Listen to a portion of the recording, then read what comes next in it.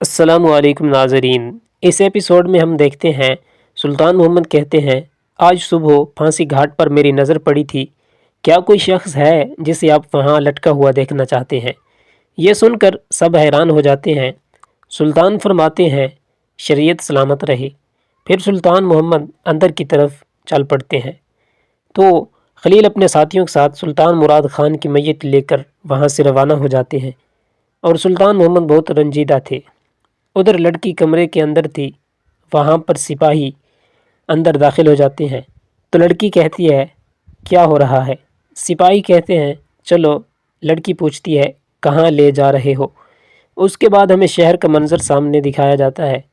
وہاں پر دل بادشاہ کے سپاہی پہنچ جاتے ہیں، وہ بازار کے اندر آتے ہیں، کہتے ہیں ایک ساتھی کہتے ہیں ہمیں حمام لا کر بہت اچھا کیا۔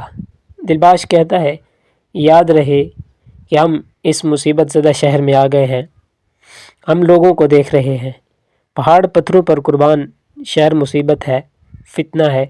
وہاں پر ایک شخص کہتا ہے اصل میں تم اس طرف دیکھ کر اندازہ لگاؤ کہ یہ مصیبت ہے یا نہیں۔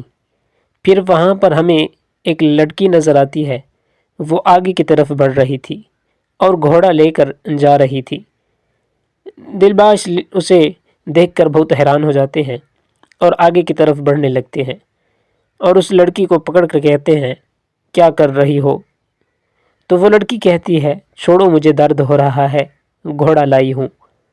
تو دلباغ پوچھتے ہیں کہ آپ کہاں غائب تھے؟ لڑکی ڈر کر بھاگ گئی تھی۔ دلباش کہتا ہے اصل میں تو آپ ڈرو کس منہ کے ساتھ آئی ہو؟